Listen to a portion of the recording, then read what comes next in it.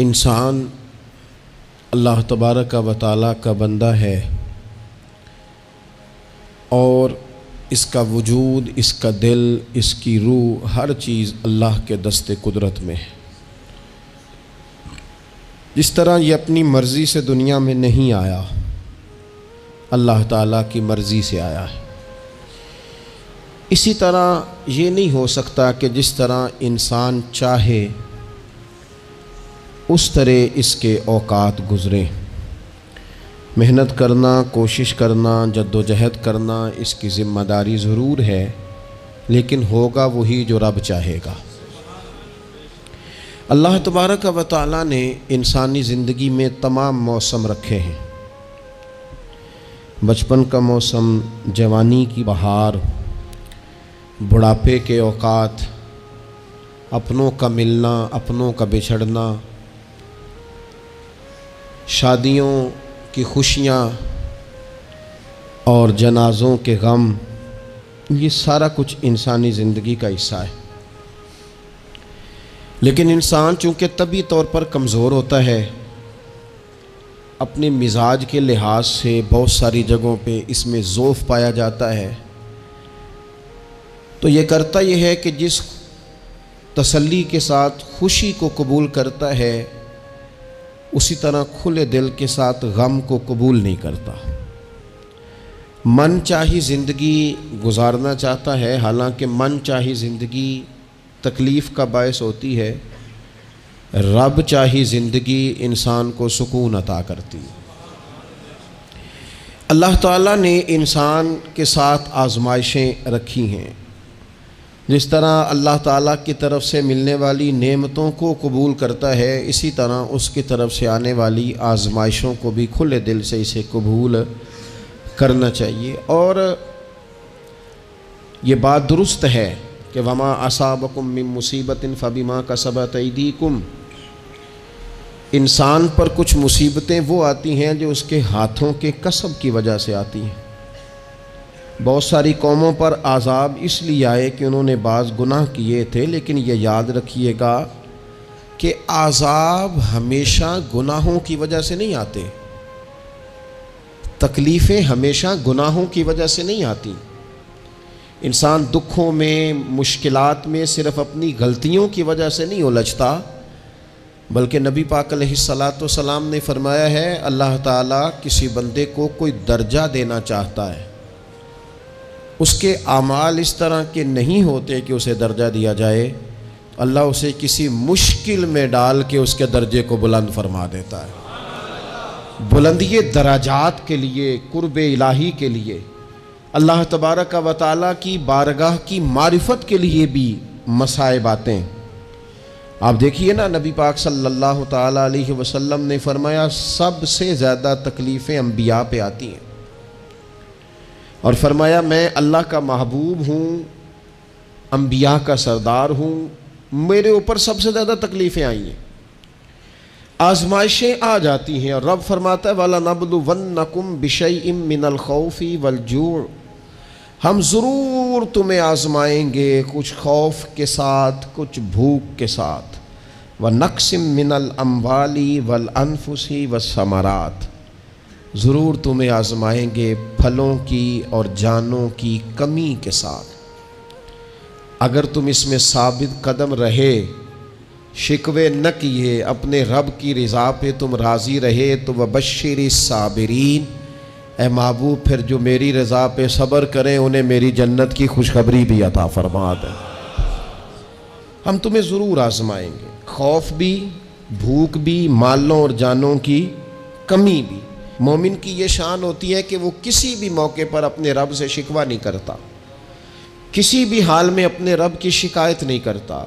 نبی کریم علیہ الصلاۃ والسلام نے فرمایا اگر اللہ تعالیٰ کسی بندے کو بیمار کرے اور پھر اس بیماری پر وہ صبر کرے اور آنے والوں سے رب کا شکوہ نہ کرے، تو فرمایا اللہ تعالیٰ نے جو گوشت اسے دیا ہوتا ہے اس سے بہتر گوشت اللہ اسے عطا کر دیتا ہے۔ اگر اللہ تعالیٰ کی حکمت غالب ہو اور تقاضا اس بیماری میں اس بندے کے انتقال کے کر جانے کا ہو، تو فرمایا پھر اللہ تعالیٰ اسے شہادت کا درجہ عطا فرما دیتا ہے۔ آزمائشیں آ جاتی ہیں، انسان پر مصائب آ جاتے ہیں، دکھ آ جاتے ہیں، تکلیفوں کا سامنا بندے کو کرنا پڑ جاتا ہے۔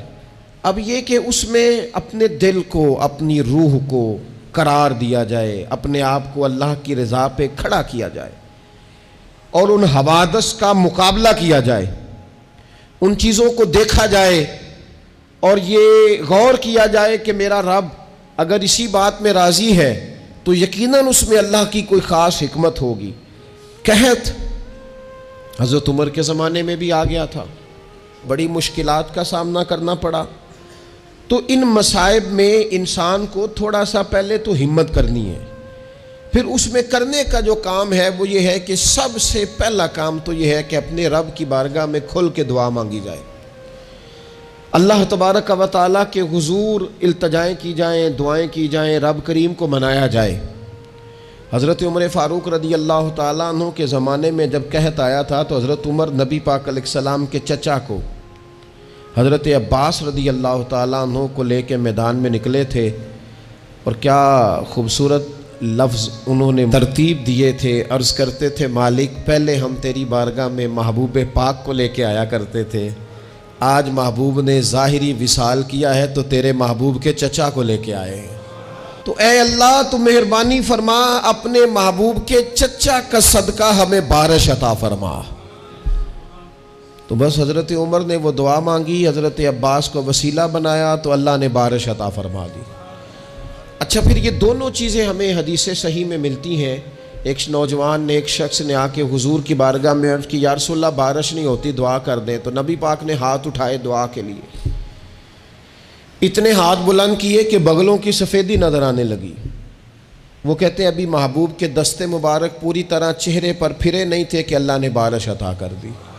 پھر پورا ہفتہ بارش ہوتی رہی تو لوگوں کو اب بارش کی کثرت کی وجہ سے بعض مسائل بننے لگے، تو وہ پھر حاضر ہوئے، عرض کی یا رسول اللہ دعا فرما دیں، اب تو کچھ مشکلات بڑھنے لگی ہے۔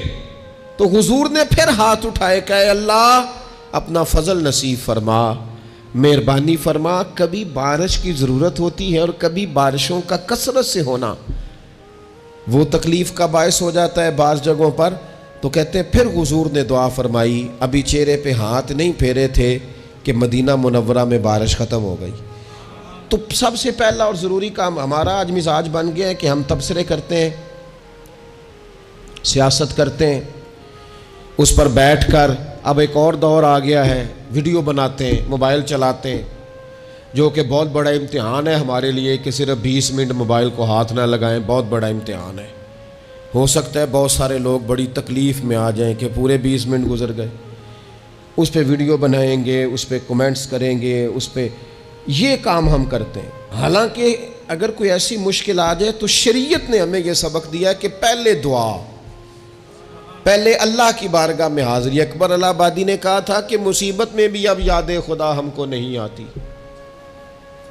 دعا منہ سے نہ نکلی، جیبوں سے عرضیاں ہی نکلی۔ ہم محکموں میں درخواستیں دیتے ہیں لیکن دعا کی طرف بڑھتے بڑا خوبصورت کام ہے۔ سب سے پہلے تو یہ کریں کہ وہ جو ہمارے بھائی تکلیف میں ہیں، مجبوری میں ہیں، ان کے لیے اپنے رب کی بارگاہ میں عرض کریں کہ مالک، قدرتوں کا مالک تو تو ہے، ہر چیز تو تیرے دست کرم میں ہے، اور تو کریم اتنا ہے کہ بندوں پہ تو غضب نہیں زیادہ فرماتا، رحمت ہی زیادہ فرماتا ہے، اور تیری رحمت تیرے غضب پر غلبہ رکھتی ہے، اس لیے مالک تو کرم فرما، اور یہ جو لوگ ہیں تو انہیں اپنے فضل سے ہی آسانی عطا فرما تاکہ اس مشکل سے نکل آئیں۔ جن دنوں قحط آیا تھا نا مکہ مکرمہ مدینہ طیبہ میں حضرت عمر کے زمانے میں، تو حضرت عمر فاروق فرماتے ہیں میں نے بغیر گھی کے کبھی کھانا نہیں کھایا تھا، لیکن میں نے قسم اٹھا لی تھی کہ جب تک سب لوگوں کو راشن کھانا میسر نہیں آتا میں بھی گھی نہیں کھاؤں گا۔ یہ جو اضافی اخراجات ہیں، ایڈوانس گاڑیاں بک کرانا، نئے ماڈل کے موبائل خریدنا، یہ جو ہمارے صرف ناز نخرے ہیں، صرف ان کو تھوڑا سا کلوز کر لو۔ عجیب بات ہے نا، عجیب ظلم ہے نا کہ ایک بچہ رات کو اس لیے کھانا نہیں کھا رہا کہ اس کی مرضی کا پکا ہوا نہیں، اور ایک طرف میرے ہی وطن میں اس ویڈیو نے بھی میری چیخیں نکلوا دی جس میں ایک بیٹی، اور اس کی عمر بھی بالکل اتنی ہے جتنی میری بیٹی کی عمر ہے، اس سے وہ صحافی پوچھتا ہے، پاؤں اس کے ننگے ہیں اور پاؤں پہ کیڑے چڑھ رہے ہیں، تو اس سے پوچھتا ہے پتر کیا چاہیے؟ وہ کہتی ہے صرف روٹی کھانی ہے، کوئی مطالبہ نہیں، کوئی مطالبہ نہیں، روٹی دا دکھ نہ پوچھو، یہ روٹی بندہ کھا جاندی جی، روٹی بندہ کھا جاندی۔ اللہ کریم نے فرمایا وَتَعَاوَنُوا عَلَى الْبِرِّ وَالتَّقْوَى، جب تقوی اور پرہیزگاری کا معاملہ ہو تو ایک دوسرے کے ساتھ تعاون کرو، ایک دوسرے کے ساتھ تعاون کرو، ایک دوسرے کا آگے بڑھ کے بازو تھامو، خیر کے کاموں میں ایک دوسرے کی مدد کرو، آگے نکلو۔ ہو جاتا ہے کبھی کبھی ایسا کہ ایک بھائی کے پاس بہت زیادہ مال ہوتا ہے، دوسرے کے پاس کم ہوتا ہے، اور نبی پاک صلی اللہ تعالی علیہ وسلم نے ارشاد فرمایا کہ یاد رکھنا اللہ تبارک و تعالی اتنی دیر تک تمہاری مدد کرتا ہے جب تک تم اپنے بھائی کی مدد کرتے رہتے ہو، اللہ تمہارا مددگار رہتا ہے۔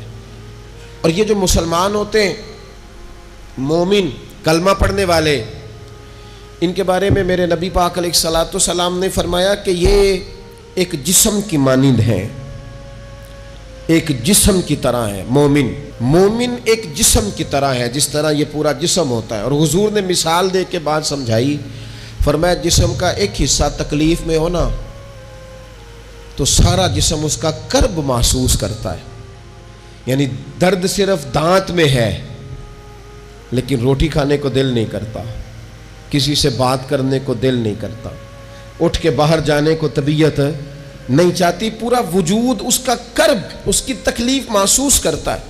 فرمایا جس طرح ایک جسم کے ایک حصے کو تکلیف ہو، آپ مجھے بتائیے نا، آپ کے دانت میں تکلیف ہے تو کیا کبھی آپ کے دماغ نے کہا ہے کہ ڈاکٹر کے پاس نہیں جانا؟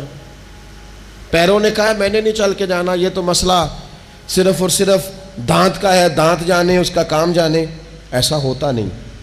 دانت میں تکلیف ہوتی ہے تو ذہن منصوبہ بندی کرتا ہے، وہ کہتا ہے یار یہ پتہ کرو دانت کا ڈاکٹر کہاں بیٹھتا ہے، پھر آپ کی زبان ہلتی ہے، معلومات کرتی ہے، پھر آپ کے پیر چل کے وہاں جاتے ہیں، اور پھر آپ اپنے دل سے ما فی ضمیر وہاں بیان کرتے ہیں، پھر آپ اپنا کمایا ہوا سرمایہ خرچ کرتے ہیں۔ بھئی ایک دانت کو تکلیف ہے تو رہنے دو، سارے جسم کو کام میں کیوں لگایا ہے؟ تو معنی یہ ہے کہ جب جسم کا ایک حصہ تکلیف میں ہو، باقی سارے سپورٹ کرتے ہیں تاکہ وہ ٹھیک ہو جائے۔ تو حضور نے فرمایا میرے سارے مومن ایک جسم کی طرح ہیں۔ سارے مکے سے ہجرت کر کے مدینے آئے، گھر بار پیچھے رہ گئے، جائیدادیں پیچھے رہ گئیں، کاروبار پیچھے رہ گئے، حضور نے فرمایا تم بھائی ہو۔ لیکن وہ صحابہ تھے نا، انہوں نے بھائی اپنے آپ کو صرف تقریروں میں نہیں سمجھا تھا، انہوں نے اپنے آپ کو بھائی صرف محفلوں کے نعروں میں نہیں سمجھا تھا، انہوں نے اپنے آپ کو بھائی صرف ادیب شاعر کی شاعری میں نہیں سمجھا تھا، وہ من سے ان کی آوازیں آتی تھی ہم سچ مچ کے بھائی ہیں، انہوں نے طے کر لیا تھا کہ ہم بھائی ہیں۔ لہذا جب حضور نے کہا نا آپ تمہارے بھائی وہاں سے ہجرت کر کے آئے ہیں تو ان کی مدد کرو، تو پھر انہوں نے صحیح والا بھائی سمجھا، دھاگا رکھ کے اپنا گھر تقسیم کر کے آدھا اپنے بھائی کو دیا، کاروبار بانٹ کے اپنے بھائی کو دیا، جس کے پاس 4 اونٹ تھے اس نے 2 اپنے بھائی کو دے دیے، چلتے کاروباروں میں بھائیوں کو شریک بنا لیا۔ انہوں نے انہیں اس طرح کر کے رکھا کہ پھر وہ جو مہاجر تھے وہ مہاجر رہے ہی نہیں، انہیں یوں لگا کہ ہم تو ایک گھر سے اپنے دوسرے گھر میں شفٹ ہوئے، انہیں کسی جگہ بھی کوئی تکلیف نہیں آئی۔ لیکن امیر آدمی غریب کو بھائی سمجھنے کو تیار ہوتا نہیں، تگڑا بندہ چھوٹے کے قریب جانے کے لیے راضی ہوتا نہیں۔ جب تک وہ خاص ذہن نہ بنے جو ذہن ہمیں رسول پاک صلی اللہ علیہ وسلم نے عطا کیا ہے، اتنی دیر تک انسان اس مقام تک پہنچ نہیں سکتا جہاں وہ اپنے بھائی کے لیے خیر کا معاملہ کرے۔ تو ایک تو یہ کہ ہمیں آگے بڑھنا چاہیے، ان لوگوں کو اپنا بھائی جاننا چاہیے۔ چوتھی بات، اسلام کے اندر نا ہر ذی روح کے ساتھ نیکی کرنے کا اجر ہے، ہر تر جگر والے کے ساتھ نیکی کرنے کا ثواب ہے اسلام کے اندر. جو تر جگر رکھتا ہے، جس کے وجود میں روح ہے، اس سے نیکی کریں، اجر ملے گا. صحیح حدیث میں موجود ہے نا. اور میرا خیال ہے آپ سب کو وہ حدیث آتی ہے کہ نبی پاک علیہ السلام نے فرمایا کہ ساری زندگی گناہ کرنے والی عورت نے کتے کو پانی پلایا تھا تو رب نے بخشش فرما دی. کتا حلال جانور بھی نہیں، کتے کو پانی پلایا، ساری زندگی کے گناہ تھے، اللہ نے معاف کر دیا. کوئی بھی تر جگر والا ہو، آپ مجھے بتائیے ایک کتے کو پانی پلانے سے رب معاف کرتا ہے، تو اگر کوئی کسی انسان کی خدمت کرے، اور نرا انسان نہیں مسلمان، اور نرا مسلمان نہیں مدینے والے کا غلام، رسول اللہ کا کلمہ پڑھنے والا، اس کے ساتھ نیکی کرنے سے اللہ کتنا اجر عطا فرمائے گا. تو عزیز بھائی، مخلوق خدا سے جب لوگ پیار کرتے ہیں، جب لوگ محبت کرتے ہیں، اور جب ہمارے دل نرم، ہمیں نا مادہ پرست بنایا گیا ہے کچھ عرصے سے، ہمارا ذہن بنا دیا گیا. اور یہ ڈھیر سارے لوگ ہیں جو تقسیم کرتے ہیں ذہنوں کو، ڈھیر سارے لوگ، اس میں بعض مذہبی لوگ بھی شامل ہیں الا ماشاءاللہ، جو ذہن تقسیم کرتے ہیں، چھوٹی چھوٹی اپنے لالچ کے لیے لوگوں کو ایک دوسرے سے دور کرتے ہیں. یہ تقسیم کار ہمارا عام حصہ ہے، عام جز ہے. یاد رکھنا، جب قومیں مادہ پرست ہو جاتی ہیں نا، جب وہ ہر چیز کو پیسے میں تولتی ہیں اور پہلے اپنا نفع دیکھتی ہیں، پھر وہ معاشرہ انسانوں کا معاشرہ نہیں رہتا، وہ تاجروں کا معاشرہ ہوتا ہے. وہاں ہر چیز سیل ہوتی ہے، بیچی جاتی ہے. دوستو، قلبی طور پر جب دلوں میں گنجائش ہوتی ہے، جب ہمارے دلوں میں وسعت ہوتی ہے، جب ہمیں پیار کرنا آتا ہے، 2 آدمیوں کا کھانا 3 آدمی کھا سکتے ہیں. شرط یہ ہے کہ وہ تیسرے کو بٹھانے کی وسعت رکھتے ہوں. 4 آدمیوں کا کھانا 5 آدمی کھا سکتے ہیں. شرط یہ ہے کہ ان کے دلوں میں گنجائش موجود ہو. یاد رکھنا، ایک چھت کے نیچے ایک ہی گھر کے اندر 4-5 خاندان گزارا کر سکتے ہیں. شرط یہ ہے کہ ان کے دلوں میں گنجائش موجود ہو. شرط یہ ہے کہ وہ قلبی کیفیات وہی رکھتے. لیکن ہمیں نا کچھ مست سا کر دیا گیا ہے اپنی اپنی دنیا داری میں، کچھ محو سے ہیں، کچھ اس طرح کا ماحول بنا دیا گیا. مجھے کیا لینے دیں، کیا لینے دیں مجھے. مذہبی لوگ بھی اتنے لاکھ کی محفل نعت، اتنے لاکھ کا عرس، اتنے لاکھ کی فلانی شے. او خدا کے بندو، کچھ دیر کے لیے چھوڑ لو، کچھ دیر کے لیے مہربانی کر لو، اور دیکھو تو صحیح ضرورت کس چیز کی زیادہ ہے. چلو کوئی تو گنجائش پیدا کرو زندگی میں، کہیں کسی ایک چیز کو روک لو. مستحب کا اور واجب کا فرق ہی نہیں سمجھتے. اقبال کہنے لگے، یہ کسی شوخ نے لکھ دیا یہ جملہ محراب مسجد پر کہ یہ ناداں گر پڑے سجدے میں جب وقت قیام آیا. وقت تو قیام کا تھا، تم سجدوں میں ہو. اٹھنے کا ٹائم تھا، لوگوں کی مدد کرنے کا وقت تھا، اور تم ابھی بھی اپنے ختمات شریف میں الجھے ہوئے ہو. کل 10واں چہلم مستحب ہے، 2 آدمی بیٹھ کے ختم دلا لیں، ہو جاتا ہے. یہ باقی کا لاکھوں روپے کا مال ان جگہوں پہ پہنچایا جائے جہاں ضرورت ہے. محفل نعت آپ کے محلے کا نوجوان بھی نعت پڑھ سکتا ہے، مقامی خطیب کو بھی تقریر آتی ہے، ہر جمعے کرتا ہے، اور بڑے کام ہے کرنے والے. لیکن وہ بس ٹھیک ہے، ہم جہاں لگ گئے وہاں سے ہلنے کو تیار ہی نہیں. ایک مخصوص سا مزاج بنا لیا، اس سے باہر آنا ہی نہیں چاہتے، پسند ہی نہیں کرتے. تو اپنی زندگی کے اندر وسعت پیدا کریں، اپنے دل میں وسعت پیدا کریں. یاد رکھیں، جب بندہ کسی کے بچوں کا سوچتا ہے تو اللہ اس کے بچوں پر فضل فرماتا ہے. جب انسان کسی کا گھر آباد کرتا ہے، رب اس کا گھر آباد کرتا ہے. حضرت ابوبکر صدیق فرمایا کرتے تھے، تو اللہ کے دین کی خدمت میں لگ جا، تیرا ذاتی کوئی کام رب رکنے نہیں دے گا، وہ سارے تیرے کام ہوتے رہیں. ہم کیا سمجھتے ہیں کہ تگڑی تقریروں سے لوگوں کو قریب کر لیں گے؟ ہم کیا سمجھتے ہیں کہ بڑے بڑے پوسٹر لگائیں گے محفلوں کے تو لوگوں کو؟ ہم کیا سمجھتے ہیں حساب صرف نمازوں کا ہونا ہے؟ ہم کیا سمجھتے ہیں کہ حساب صرف ہم سے سجدوں کے بارے میں پوچھا جائے گا؟